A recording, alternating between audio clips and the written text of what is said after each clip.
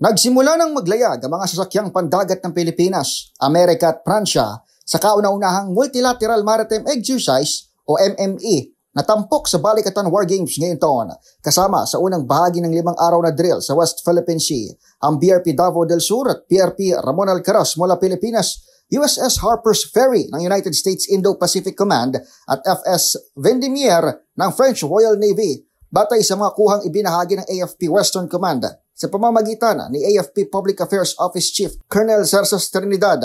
Nagsagawa ng Division Tactics ang 3 pwersa mula sa pag-arangkada ng MME sa katubigang sakop ng Puerto Princesa sa Palawan. Sa mga susunod na araw, kasadong dalhin ng MME ng 39th Balikatan sa dulo ng Exclusive Economic Zone ng Pilipinas kasama ng mga Coast Guard ng Pilipinas at Estados Unidos. Bukod sa MME, nagsimula na rin ang Joint Combat Marksmanship ng Balikatan kasama ang Australian Special Forces. Para sa MBC TV Network News, ito si Edniel Parrosa. Sama-sama tayo, Pilipino.